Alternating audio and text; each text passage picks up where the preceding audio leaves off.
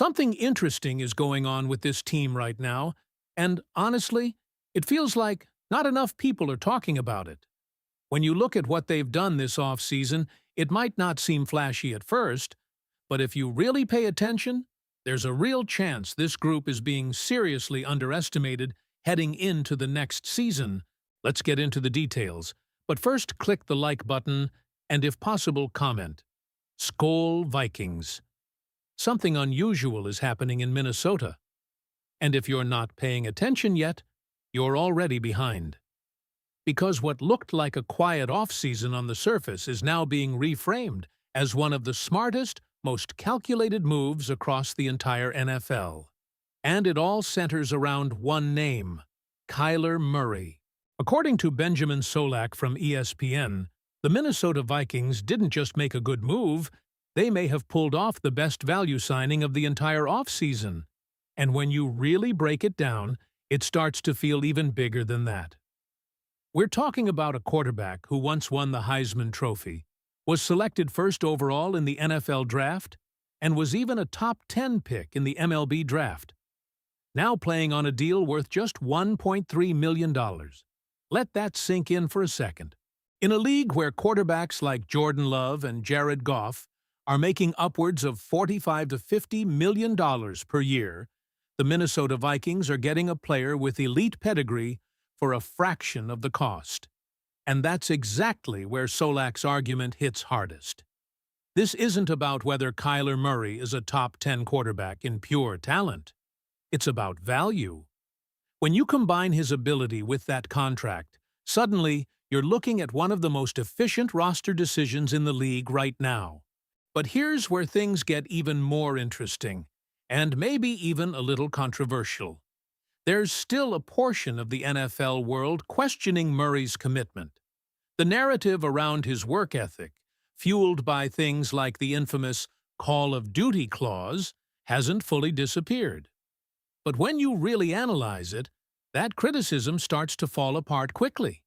You don't reach the top of 2 professional sports drafts by accident. You don't become a Heisman winner without relentless preparation, discipline, and elite-level focus. What we're seeing here is perception versus reality. And inside the Vikings organization, the belief is clear. This is a quarterback stepping into a situation that's far better than people realize. Because let's not forget what this team did last season. 9 wins, above 500. And that came with instability at quarterback, key injuries across the roster, and inconsistency on both sides of the ball. Players like Christian Darrisaw missed significant time. Blake Cashman was out for stretches. Andrew Van Ginkel wasn't fully available. Aaron Jones dealt with injuries. And despite all of that, they still managed to stay competitive. Even more telling? They didn't just beat bad teams. They eliminated playoff contenders. They beat division rivals like the Detroit Lions twice. They walked into high-pressure environments and delivered. So now ask yourself this. What happens when you insert a player like Kyler Murray into that equation? Suddenly, this doesn't look like a fringe playoff team anymore. It starts to look like something much more dangerous. Something that analysts are beginning to label as a sleeping giant. There's even growing buzz around betting markets, where the Vikings are currently sitting at plus 550 to win the division. That's not just optimism, that's opportunity. Because if this team starts hot, if Murray clicks early, that number won't last. And maybe that's the biggest takeaway from all of this. The Vikings didn't just sign a quarterback. They may have quietly changed the trajectory of their entire season, without the rest of the league fully realizing it yet. But not every move this offseason is being praised. And what Benjamin Solak pointed out next might raise even more questions about how this roster is being built. Before we get into that part, I want to hear from you. Do you believe Kyler Murray is being underestimated right now? Or are there still real concerns about his impact in Minnesota? Drop your thoughts in the comments. And this is where the conversation shifts.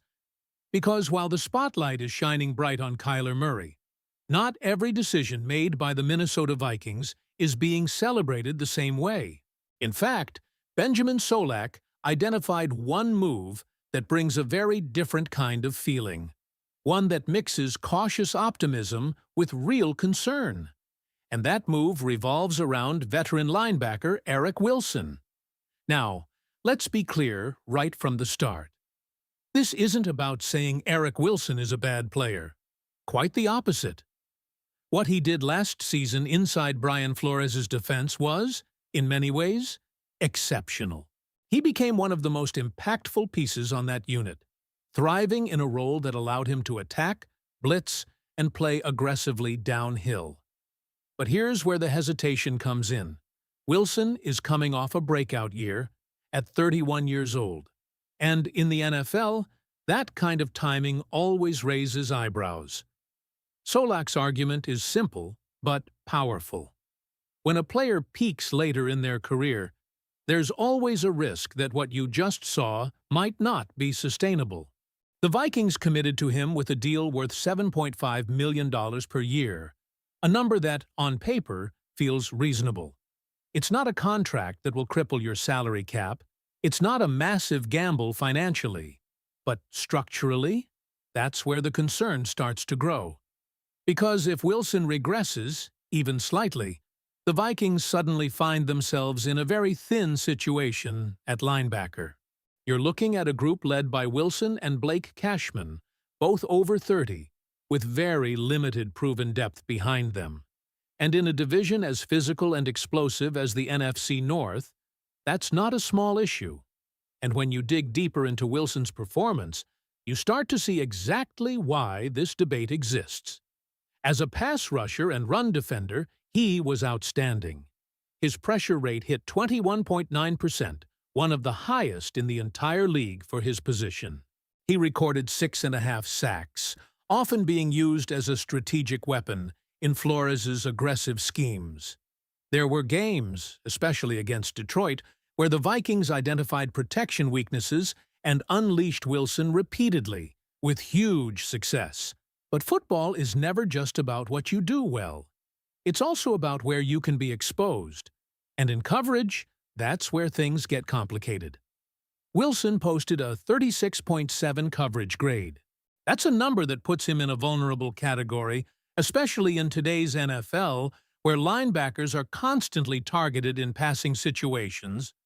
When offenses spread the field, when they force mismatches, when they attack in space, that's where limitations start to show. So now the question becomes strategic. Can the Vikings continue to rely on him in all situations? Or do they need to start building a more specialized rotation?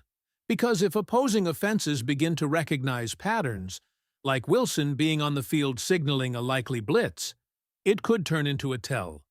And in the NFL, tells get punished quickly. This is why there's growing internal logic and even external pressure for Minnesota to address this in the draft. The idea isn't to replace Eric Wilson, it's to complement him, to find a linebacker who excels in coverage, someone who can step onto the field in obvious passing situations, third and long 2-minute drills, and give the defense flexibility. A player who can match up with tight ends, cover slot receivers, and eliminate those weak points that offenses love to exploit. Because right now, the way this roster is constructed, there's a scenario where the Vikings' biggest strength, their aggressive, creative defense, could also become predictable if they don't add that extra piece. And that brings us back to the bigger picture of this offseason. It's a fascinating contrast.